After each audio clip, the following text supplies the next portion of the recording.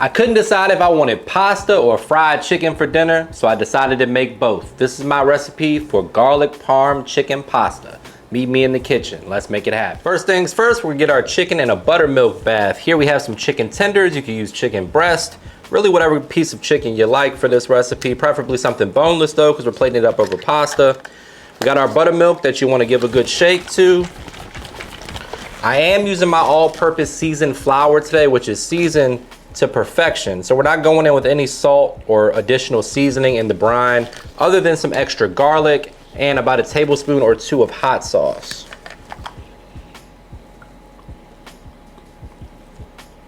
After that, we're going in with 1 quart of buttermilk. We'll let this marinate for about 30 minutes to 2 hours.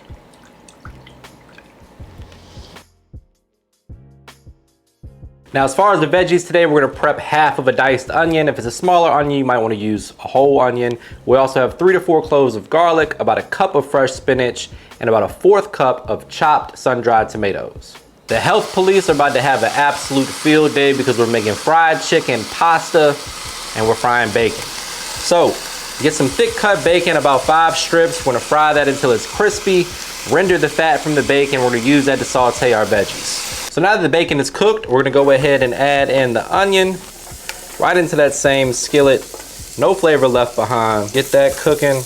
If the bacon doesn't render a lot of fat, then you can add a little butter or olive oil, avocado oil, something like that. Just kind of scrape up any bacon bits off the bottom. If anything's like excessively burnt, you can remove that, but these little brown bits at the bottom are just gonna add nice flavor to the party. So we're gonna saute those onions, and then we're going in with our sun-dried tomatoes.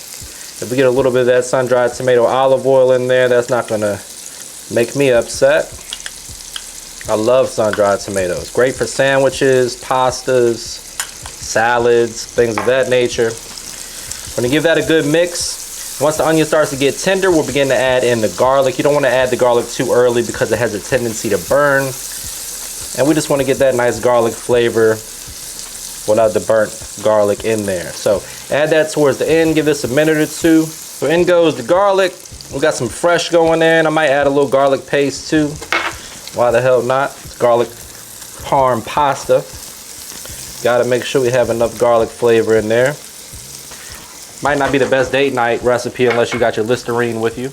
Now we're gonna go ahead and add back in the bacon, the spinach, so we can cook that down.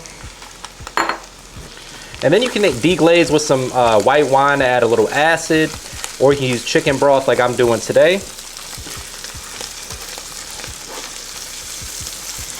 The sun-dried tomatoes also add a little bit of acid too, so you may not need it, but I think that a nice splash of white wine would be a nice adjustment if you want to do that. You got some laying around the kitchen.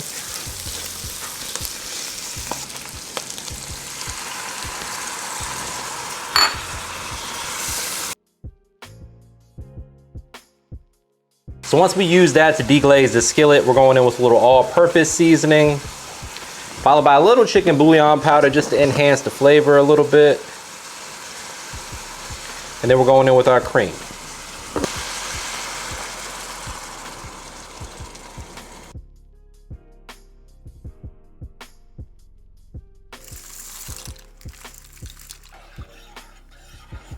So once you bring that to a boil and it reduces a little bit, we're gonna go ahead and kick that down to a simmer and begin adding in our cheese. We're using a little bit of mozzarella and plenty of parmesan. You wanna do this over medium-low heat to low heat. That way your cheese doesn't separate and your sauce gets all oily. Just gonna mix that in and then add in our pasta. Taste as you go, adjust the flavor to your preference. Then it'll be time to fry up that chicken and get this plated up.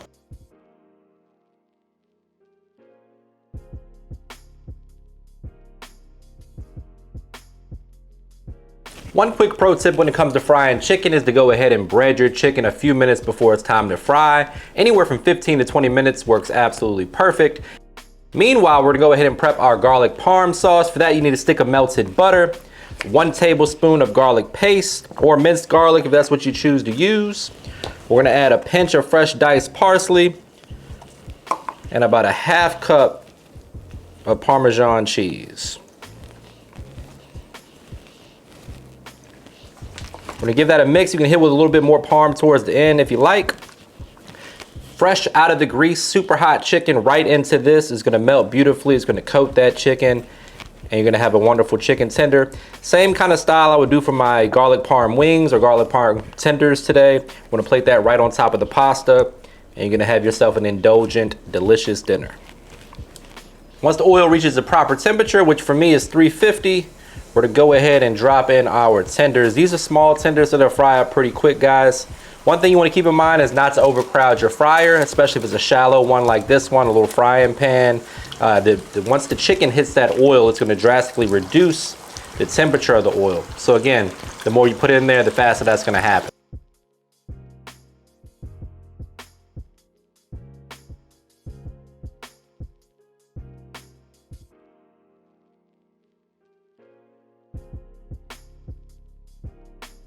And this is the part where I say, brace yourself for a trademark money shot. Say it with me, guys. Looking good. The only thing left to do is get in here for the taste test. But before we do that, please take a quick second to subscribe to the channel. Make sure you hit that bell to enable notifications as well. All right, guys, it is time for the moment of truth, AKA my favorite part of the job. I got my knife and my fork. About to dig in here for a taste test. Make sure we get a little bacon. A little crispy fried chicken. There we go. Looks a little hot.